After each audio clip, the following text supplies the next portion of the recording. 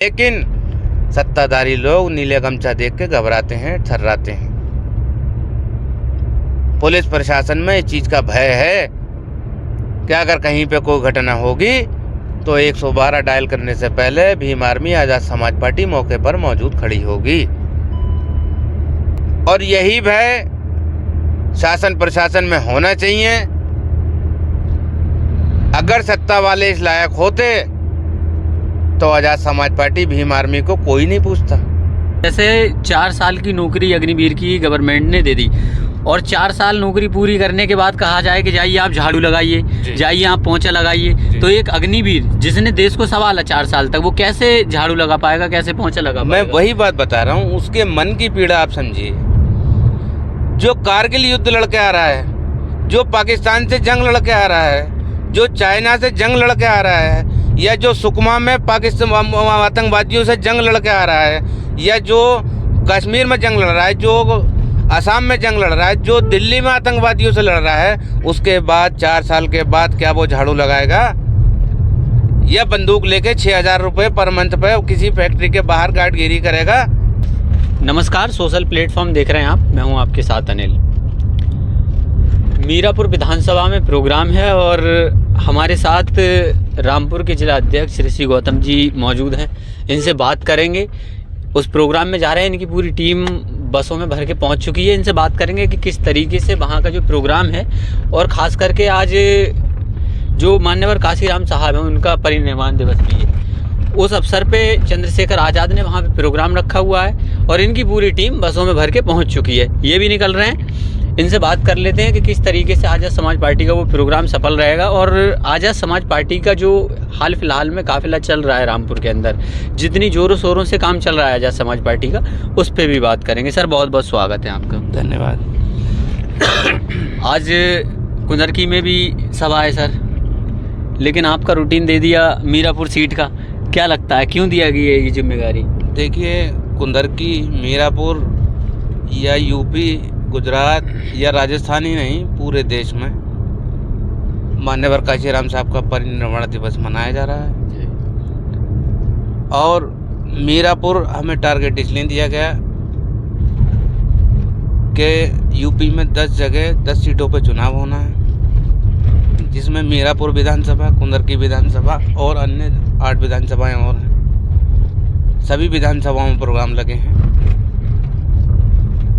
मीरापुर विधानसभा लोकसभा तो बिजनौर की है, लेकिन विधानसभा जब मुजफ्फरनगर में आती है। इस प्रकार से हम लोग वहाँ सारे लोग एकत्रित हो रहे हैं, पूरी आज़ाद समाज पार्टी, 2-3 मंडलों के लोग, जिसको आदरणीय एडवोकेट चंद्रशेखर आज़ाद जी, माननीय नगीना सांसद, संबोधित करेंगे। हम भाई के विचारों को सुनने जा रहे हैं और काशीराम साहब का कारवां आगे बढ़ाने के लिए वहाँ पहुँच रहे हैं। सर, मैंने देखा है कि 1.5 साल से लगभग मैं आपके प्रोग्राम कवर कर रहा हूँ। कहीं भी चंद्रशेखर आज़ाद का प्रोग्राम होता है, आज़ाद समाज पार्टी का प्रोग्राम होता है, आप बसें लेके वहाँ पे पहुँचते हैं। ये फंडिंग कहाँ से आती है सर? देखिए,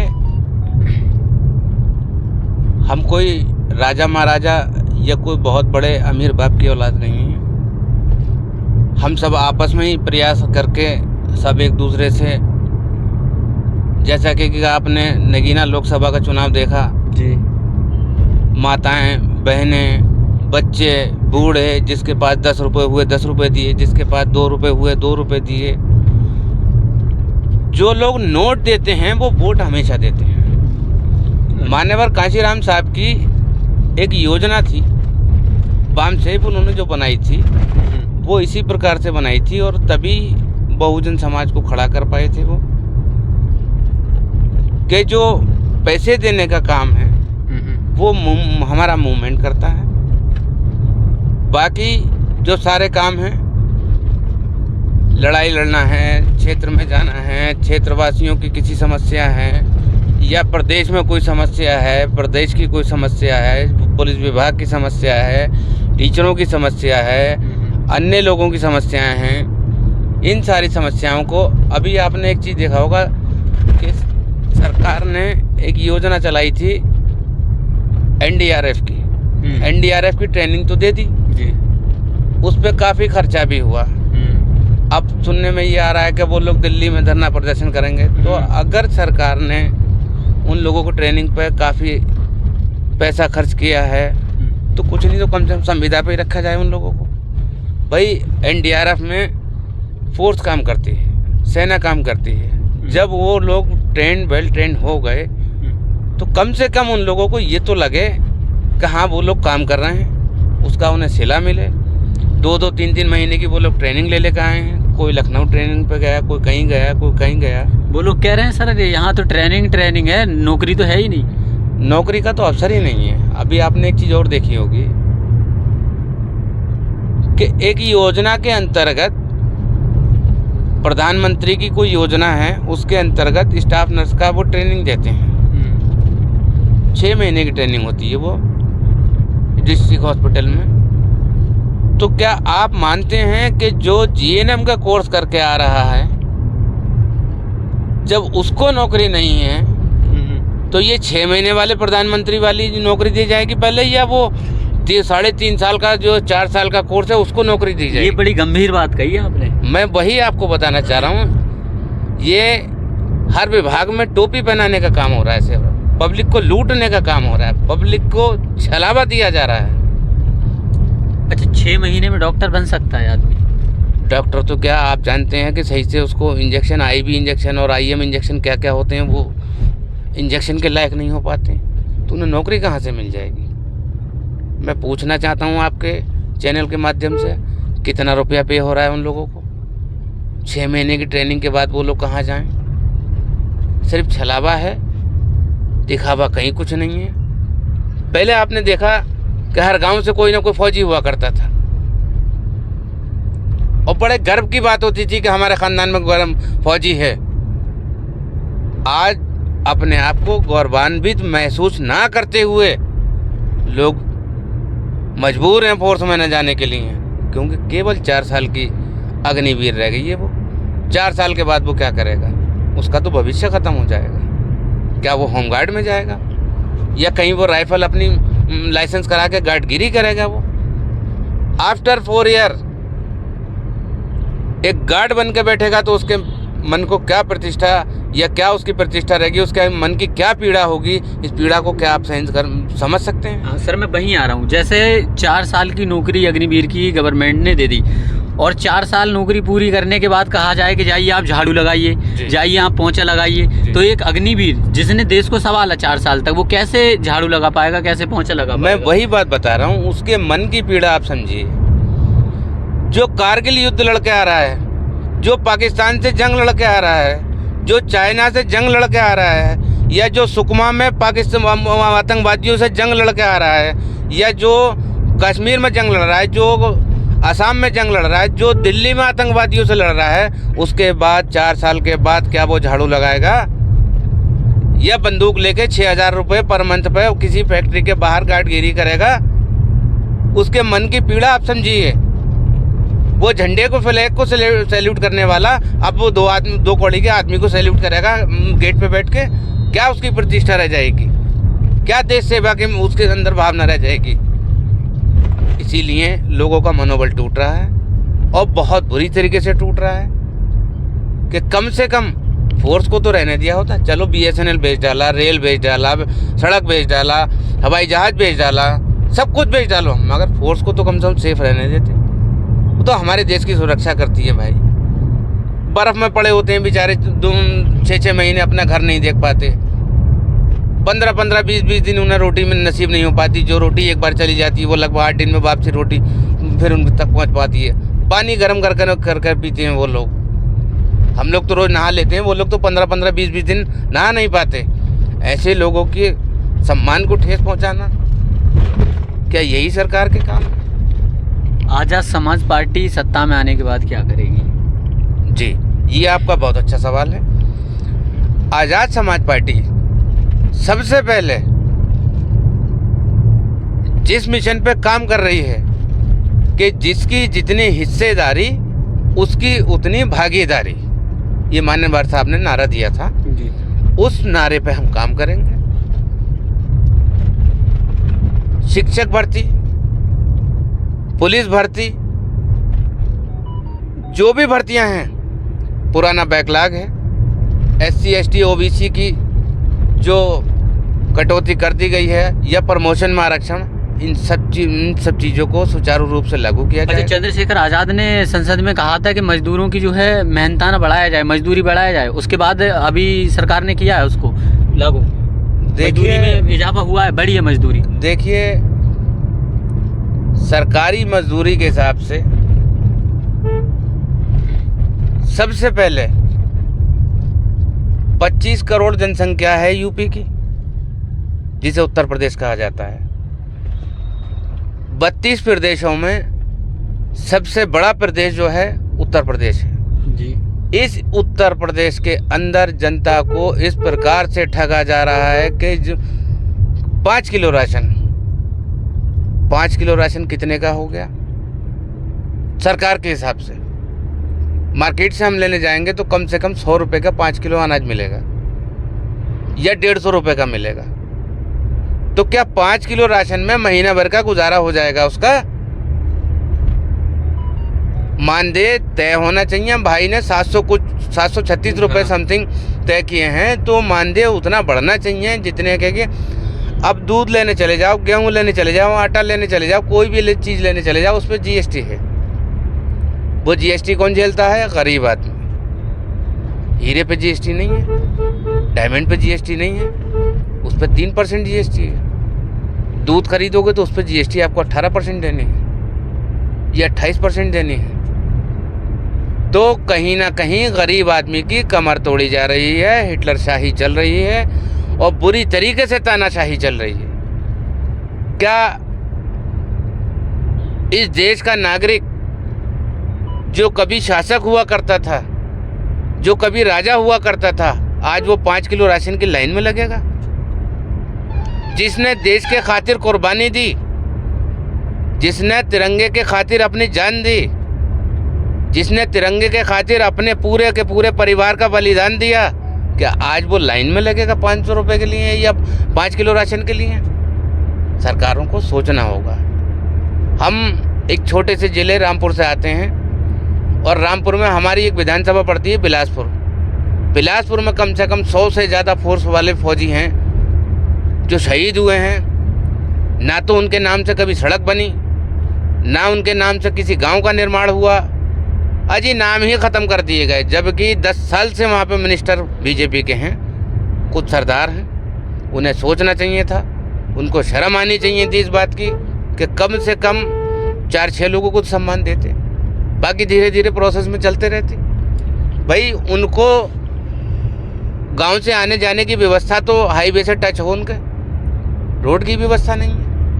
उनके माँ बाप मजबूर हैं। बनवाया तो था रोड, एक कल डलवाया था, दूसरे दिन को उखड़ने लगा था रोड। भाई साहब मैं वही बात बता रहा हूँ कि उस रोड से क्या फ़ायदा कि आप परसों पड़वा के आए, आज हम उस रोड पे गुजरे तो रोड ही ख़त्म है। ऐसे रोड से क्या फ़ायदा कि जिस पे साइकिल ना गुजर पाए तो उस पर मोटरसाइकिल या कार क्या गुजर पाएगी? सर देखिए, मटेरियल की कमी थी, काम तो करवाया था भाजपा ने। नहीं, मटेरियल नहीं, मन की कमी थी।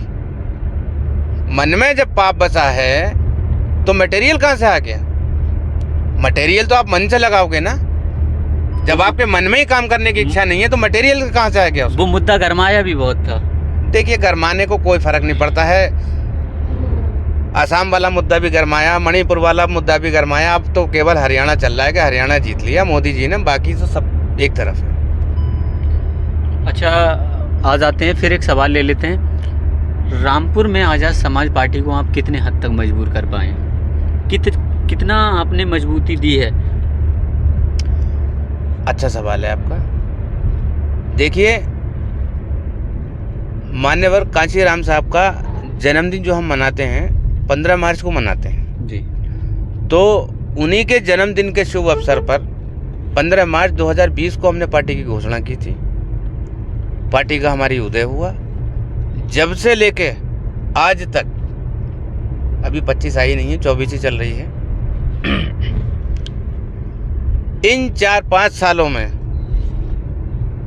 सत्ता एक ही चल रही है, 17 से लेके आज तक या 14 से लेके आज तक सत्ता परिवर्तन नहीं हुआ। लेकिन सत्ताधारी लोग नीले गमछा देख के घबराते हैं, थर्राते हैं। पुलिस प्रशासन में इस चीज़ का भय है कि अगर कहीं पे कोई घटना होगी तो 112 डायल करने से पहले भीम आर्मी आज़ाद समाज पार्टी मौके पर मौजूद खड़ी होगी। और यही भय शासन प्रशासन में होना चाहिए। अगर सत्ता वाले इस लायक होते तो आज़ाद समाज पार्टी भीम आर्मी को कोई नहीं पूछता। इसीलिए आज़ाद समाज पार्टी भीम आर्मी मजबूत है कि सत्ता वाले निष्फल हैं, निष्क्रिय हैं, काम करने की क्षमता नहीं है, केवल पैसे बटोरने की क्षमता है। जैसा कि आपने बताया कि सड़क पड़ी और तीसरे दिन टूट गई। आप थाने में चले जाइए, वो सीधे कहते हैं नेता को घर छोड़ के आओ, डायरेक्ट आ जाओ। नेता नगरी घर रख के आओ, सीधे चले आओ। हम उन लोगों से हाथ जोड़ के कहते हैं, विनती करते हैं कि भाई साहब हम कानून के दायरे में रह के काम करना चाहते हैं और हम कानून के तहत आपके पास शिकायत लेकर आए हैं। यह हमारी शिकायत है। शिकायत का निस्तारण होता है, पब्लिक में इस चीज़ का मैसेज जाता है और पब्लिक इस चीज़ को जानती भी है कि जो काम होगा कानून के दायरे में रह के होगा, कानून के तहत होगा, कानून के तहत ही काम होना भी चाहिए। इलीगल काम के लिए हम जाते नहीं, इसलिए लोग हमसे जुड़ाव ज़्यादा रख रहे हैं। यही कारण है कि आज मौजूदा सरकार में 4 विधायक हैं हमारे यहाँ रामपुर में, 5 विधानसभाओं में 4 विधायक हैं, एक समाजवादी के हैं। लेकिन बीजेपी समाजवादी से ज़्यादा लोग आज़ाद समाज पार्टी भीम आर्मी पे भरोसा करते हैं। जबकि अनुसूचित जाति की भी एक महिला है जो शाहबाद विधानसभा से विधायक हैं दूसरी बार। मुस्लिम बाहुल्य क्षेत्र हमारा है रामपुर, लगभग 60-40 का रेशियो है हिंदू मुस्लिम का। उसके नाते एक मुस्लिम विधायक भी है बीजेपी से, उनके अलायंस पार्टी है अपना दल। उसके बावजूद भी उनके गढ़ में जाके हमने इतना बड़ा सम्मेलन किया, मुस्लिम सम्मेलन, के लोग भौचक्के के रह गए। ये क्या है? ये इस चीज़ का संदेश है कि लोग बीजेपी से कतरा रहे हैं, आज़ाद समाज पार्टी से जुड़ रहे हैं, क्योंकि भाई की नीतियों से प्रेरित हो रहे हैं मुस्लिम समाज और SC-BC समाज। खासकर जो उनका सैनी समाज और लोधी समाज हुआ करता था, जो कोर वोटर है, आज वो भी भाई की तरफ आंखें लगाए बैठा है कि भाई किसी प्रकार से हमें गले लगा लें। हम भी दोनों हाथों से उनका स्वागत करते हैं कि वो लोग आएँ और पार्टी ज्वाइन करें। सर, एक लास्ट सवाल। कहा गया था कि चंद्रशेखर आज़ाद आजम खां के बाद यहाँ से चुनाव लड़ेंगे रामपुर से। आजम खां चाहते हैं कि चंद्रशेखर आज़ाद यहाँ से चुनाव लड़ें। ऐसा नहीं हो पाया, संयोग ऐसा बना कि वो बिजनौर नगीना से सांसद चुने गए। अब क्या लगता है कि 2027 में जो चुनाव होने वाले हैं उसमें आज़ाद समाज पार्टी के यहाँ मौजूद प्रत्याशी कौन रहेगा? देखिए, प्रत्याशियों की लंबी लिस्ट है और एक ही नहीं, बहुत सारे प्रत्याशी प्रयासरत हैं। लोग बराबर संपर्क कर रहे हैं, मेहनत भी कर रहे हैं। लोग गांव-गांव, घर-घर जा के लोग हमारे भाई चंद्रशेखर आज़ाद जी की नीतियों का बखान करते हैं। लोग घर-घर जाके बताते हैं कि चंद्रशेखर आज़ाद जी ने कितनी मेहनत की और कितनी मेहनत के बावजूद हम लोग नगीना से सांसद बने। तो वो सब सारी नीतियाँ जो हैं हम लोग घर-घर पहुँचा रहे हैं। प्रत्याशियों की तो लाइन लगी है इस समय में। लोग कह रहे हैं कि आज चुनाव हो तो आज हम सीट निकाल के दिखाएं क्या। अच्छा, 2027 में रामपुर जीत रहे हैं आप? फाइनल पक्का जीतेंगे, एकदम 100% जीतेंगे, इसमें कोई दो राय नहीं है। क्योंकि पब्लिक का जिस प्रकार से रुझान है, जैसा मैंने आपको बताया 60-40 का रेशियो है, उस 60-40 के रेशियो में हम 85% मौजूद हैं और 85% में हम आराम से जीत के दिखाएंगे। 15% वाले तो ये अपने तालियां बजाते रह जाएंगे। चलिए, काम सिर्फ तालियां बजाना है। बहुत बहुत शुक्रिया हमसे बात करने के लिए। रामपुर के जिलाध्यक्ष ऋषि गौतम जी थे। अपने क्षेत्र में, जो कि रामपुर क्षेत्र है, यहाँ लोकल में इन लोगों ने, इनकी पार्टी ने, इनकी टीम ने बहुत अच्छे से काम किया है और आज़ाद समाज पार्टी का ये गांव-गांव जाके प्रोग्राम भी करते हैं। लगातार आप देख ही रहे होंगे सोशल प्लेटफॉर्म न्यूज़ के जरिए। इनसे हमने बात करने की कोशिश की। हाल फिलहाल में मीरापुर सीट पे चुनाव होना है और मान्यवर काशीराम साहब के परिनिर्वाण दिवस पर ये लोग भी वहाँ पे पहुँच रहे हैं। बात की, सब सवाल आप तक रखने की कोशिश की। आपको बातचीत कैसी लगी आप कमेंट बॉक्स में बता सकते हैं। बाकी आप सोशल प्लेटफॉर्म देख रहे थे। मेरा नाम अनिल है। जय हिंद, जय भारत, वंदे मातरम।